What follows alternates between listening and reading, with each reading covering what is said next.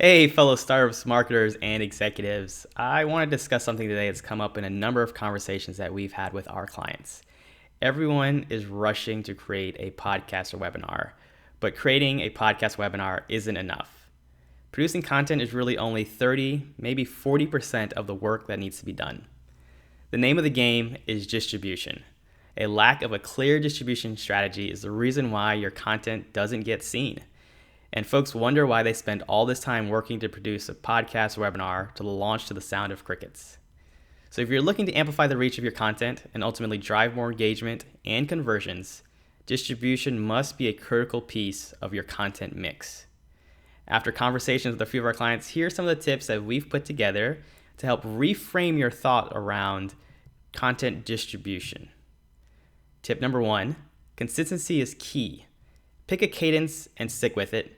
Doesn't matter if it's once a week, once a month, once every 2 weeks. Just pick something and stick with it, and being consistency is key. Tip number 2, long form content is meant to be repurposed. You want to take your 2 to 3 highlights of the lessons learned, money insights, key takeaways, and still listen to a shareable format. This could be in the form of audiograms, sound bites. You can create headlines inside of Canva. You want to use these assets to share across social media and have those then point back to your original content. Tip number 3, which really should have been tip number 1, research 10 Facebook groups, 10 LinkedIn groups, search for 10 hashtags across Twitter and Instagram relevant to your business, your industry, and your content that you're producing. Start engaging with these groups, like, comment, retweet, add value. It's that simple. No need to overthink this.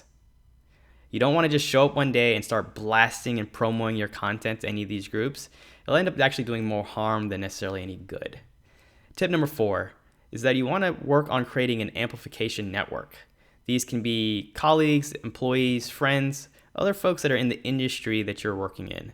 You want to tailor the content though, so that these individuals, they win when they share. And what that means is, by sharing your content, like, they get more likes, they get more engagement, they get seen as thought leaders. So you want to do your best to help amplify their message, which in turn amplify your message. So this can be in the form of creating tweets or headlines.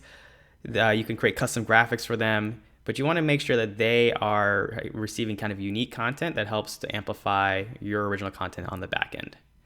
Tip number 5, if it's relevant, you want to make sure that you keep resharing your existing content.